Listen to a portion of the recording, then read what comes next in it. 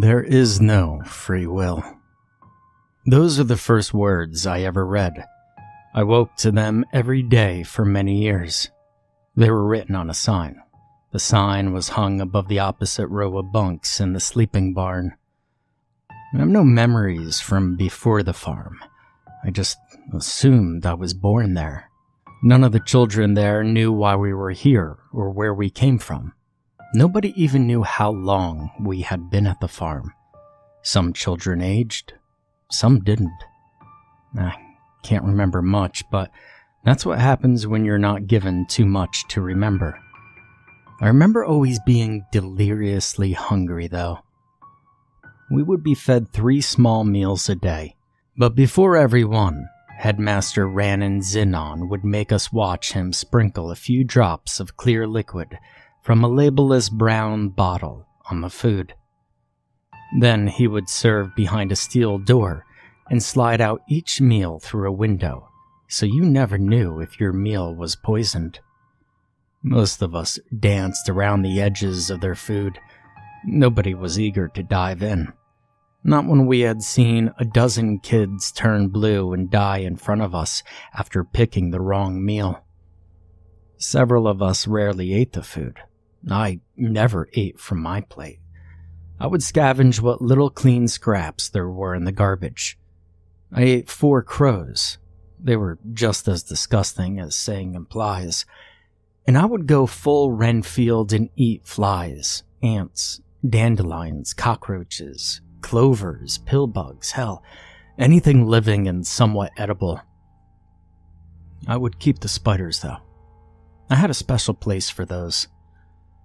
So the 20 boys and 30-odd girls worked the fields that provided all the food to the farm. A crumbling wood compound fenced by tall barbed wire in the surrounding woods. Past that, the wilderness.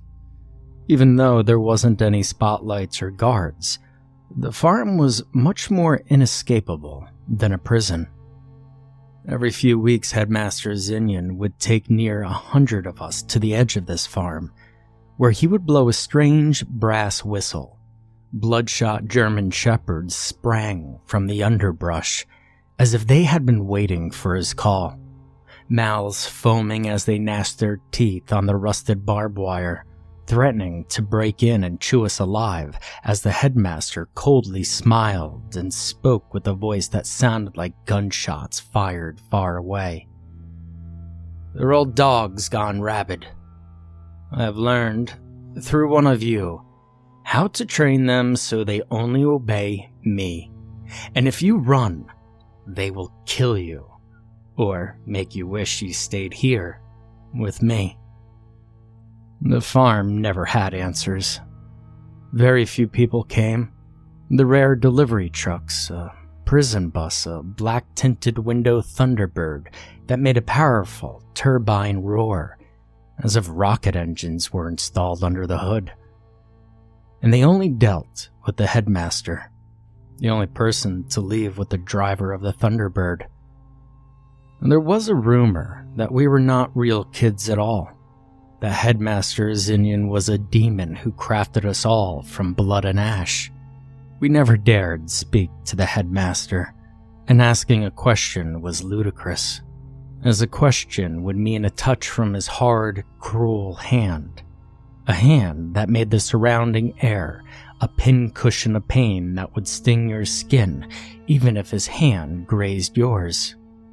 But above the poisonings, break-backing labor and cleaning, scavenging for food and never knowing a single day what was going on, we feared the nights worst of all. Being exhausted from working in the fields all day wasn't enough to overcome the fear of sleep. When it was darkest and the air had fallen still, we would hear the headmaster's creaking footsteps just appear in the center of the drafty barn without any kind of warning. Sometimes we would hear him walk on the roof, up the walls, on the ceiling.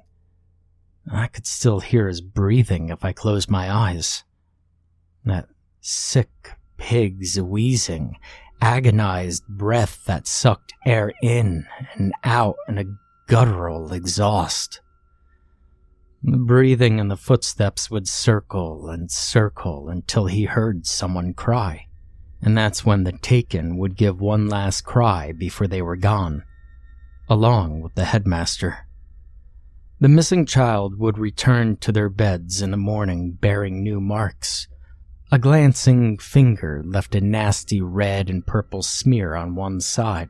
Sometimes black fingertips dotted their bodies. We would never say anything about these marks to anyone. We were always afraid the headmaster would hear and give us matching marks to boot. Sometimes he would touch you with his entire palm, leaving a wrinkled imprint as raw and painful as a hot iron brand. I had a few marks as well, but I considered myself lucky that I only had a few marks, as far as I could tell. I was one of the 4 boys and 5 girls who cleaned the headmaster's home, the farmhouse. I cleaned the bathrooms and emptied out the shit cisterns by slop bucket and rope. I cleaned the bathrooms and, eventually, I found a few loose ceiling boards above the toilet when I was scrubbing for mildew, standing on the windowsill. They were right above his toilet, and I began thinking. This was my life for what felt like many years. I swore I could have named 25 separate times the frost came, but we had no way of keeping track of time, not even by our ages. I swore sometimes we would see a kid go from looking 13 to 14, back down to looking half that age.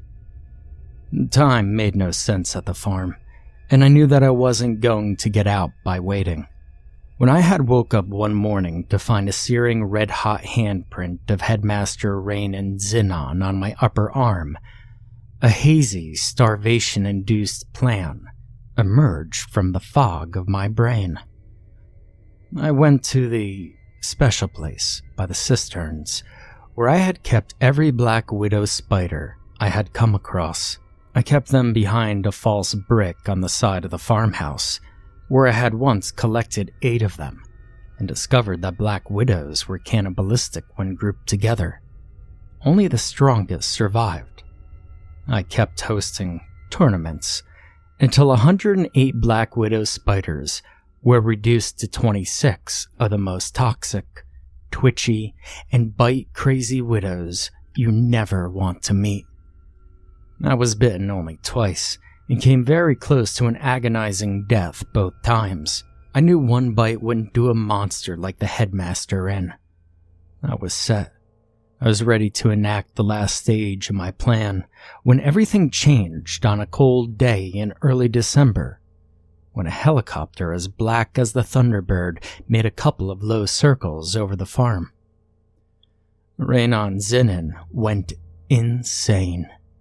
He poisoned half the meals the day after the helicopter came, and after breakfast, he took us all outside to form a queue outside the chicken slaughterhouse.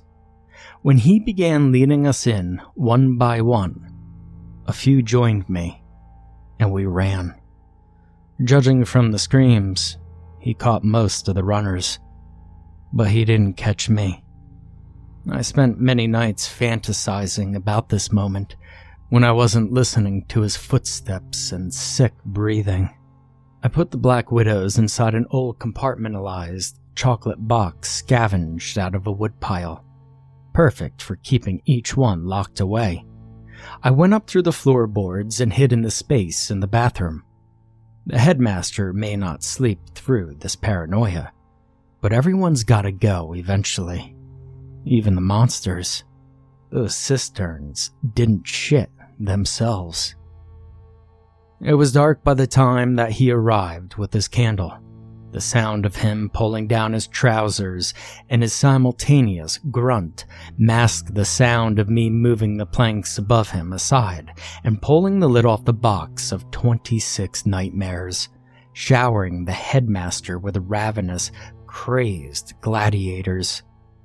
My beauties began biting the headmaster as soon as they landed. The terror of the child farm, the demon named Rainin Zinin, lied curled around his toilet, eyes swelling shut, a mouth locked in disgust, surprised, outrageous gurgle of horror as spasms racked his whole body. Before his eyes swelled completely shut, he saw my small 7-year-old face peering down the hole in the darkness. The missing child. The headmaster began to cackle. I knew this could happen. There is no free will. It's fine. I lived 10,000 years already. I lived your happy summers, wonderful marriages, fruitful successes. Your life was beautiful beyond compare. That's why He smashed a few spiders scuttling around his face, but I could tell he was fading fast. You and I are ghosts now, were his last intelligible words before the headmaster's breathing stopped. I hid for 4 hours before carefully making my way to the window, the safest place in the room. The spiders were done and gone. The chopper returned with a convoy of armed men right before sunrise. I was the only survivor at the farm. The captain of the operation was named Clinton Moxley, chief investigator for the Hermetical office. He adopted me, and I took his last name. He was the one who named me Howard. I told my father what little I knew. He corrected me on a few things.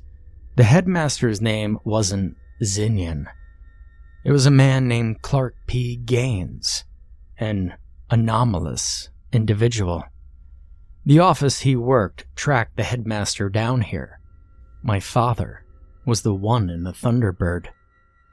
Elder Moxley had told me about the time the office had captured the headmaster for study within one of their field labs. The subject grabbed Frank Burnweist's wrist, one of the team's eldest members. They saw Frank's 79-year-old face twist and contort until the wrinkles disappeared and the flesh had lifted up on his face. In a few seconds of agony, Frank was a middle-aged man again. My father said that he personally stopped the other agents from interacting, as they were gathering film evidence of the unique phenomenon associated with Clark P. Gaines. Frank was known to be a formidable fighter, but was helpless to the touch of the Gaines. Every time Gaines's hand would land on Frank's bare flesh, Frank would scream, turning more pubescent every second. Clark only let go when Frank was a child again, squirming in an old man's clothes. He chooses victims who had good lives, my father would explain as he would tuck me in. His existence is the greatest evidence that time is a physical dimension, something that exists, and he always existed. He lives your years in just a few seconds. Frank was left with 9 bad years out of 79. You would think being young again is great. Just remember that he was left with the mind of a 9-year-old, without care of friends or family. You know that pain well, Howard. The office didn't have the resources to care for Frank. We believe Clark Gaines is responsible for over 100,000 homeless children across the world. Frank was just one of them, another human with a used-up timeline. I asked the only father I knew why he adopted me. He brought me to the master bathroom's dual mirrors and told me to take off my shirt. Because I owe you. You were an old man once, Howard. You were my mentor and my partner within the office. You went into the farm by yourself to try to shut it down.